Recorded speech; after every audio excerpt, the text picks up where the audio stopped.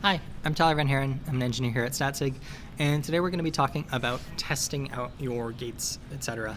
How to go about doing that, how to make sure you're ready to actually start hitting production with your sort of Statsig powered code. The sort of most versatile tool in your arsenal is going to be overrides. It's a way to force a given experience for a given ID. So in particular, this usually looks like I am building something myself. I know what my ID is. In this case, it is because I have hard-coded it in.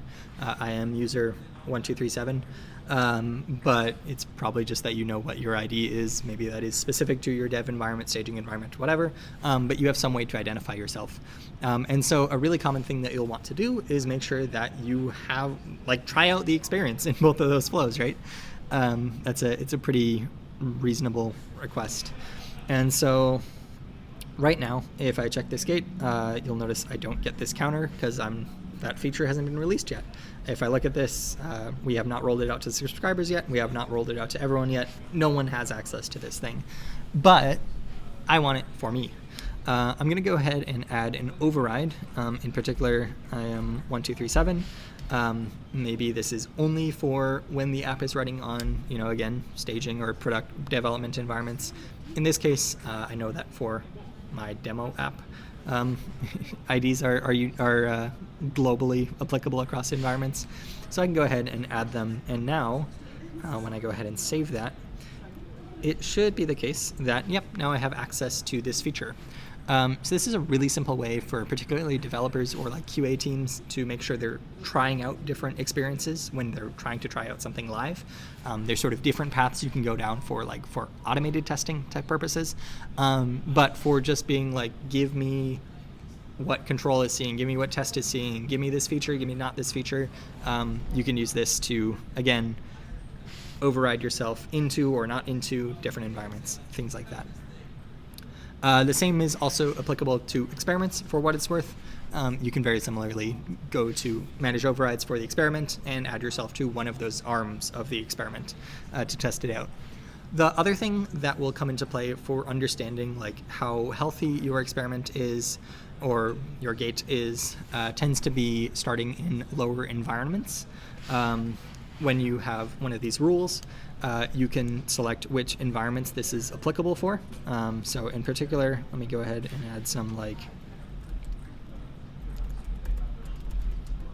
development only, where this will only pass users on the development environment. And then move this up to the top. Oh, move it up to the top. There we go.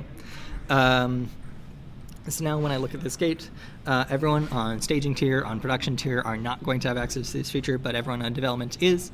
This is typically the sort of next step. Once you've validated that it works for you, you start letting the other people at your company start seeing this thing before actually real people will see it on real environments. That environment is going to get set when you are initializing your SDK. Usually it's just going to be coming from an environment variable or something like that.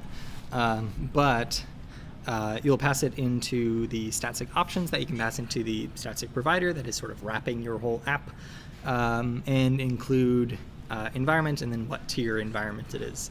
The sort of out-of-the-box ones from our perspective are going to be development, production, and staging. But if you have other environments that you also want, need, etc., like a QA environment or a UAT environment, things like that, you can go ahead and sort of create custom environments as well. Now, this gate will only pass when this is actually development. We'll actually go ahead and filter down sort of the rule sets to find which rules are applicable to the environment that you've initialized with and only respond with the corresponding values.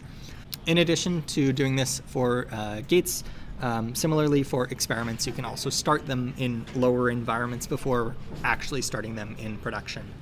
The final thing is how do you actually go and make sure that an existing gate, etc., is looking healthy. That's where our diagnostics come into play. In previous videos, we've talked a lot more about sort of the exposure stream down at the bottom. This is your in the weeds. I'm getting in there. I'm understanding what individual exposures look like, what rule they're getting, things like that. But we also have a number of health checks that run on top of all of your things.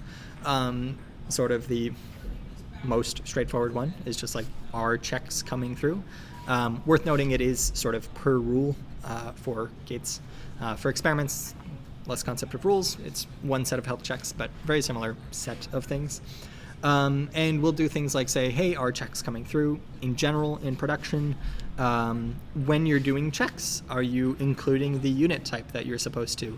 In this case, for this demo, I included a lot of checks where I didn't have a user ID, but given that this is a gate that randomizes on user ID, I should probably be including one. So that's where this health check would come into play.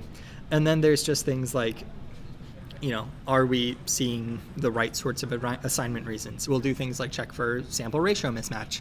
If you configured a 50-50 split and we're seeing that it has a 25-75 split, that probably means something is wrong somewhere, and that's where that health check would fire as well.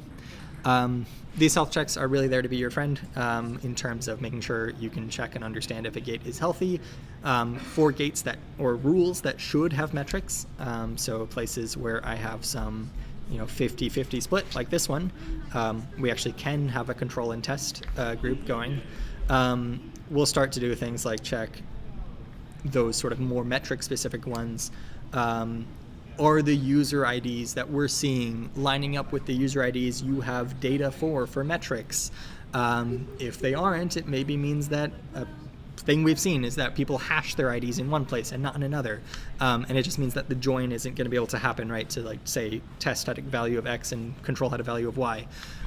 So these health checks are there to sort of be your friend, help you be aware of things early, get ahead of them, and sort of not waste days and then later realize, oh shoot, we had a problem and we have to restart everything.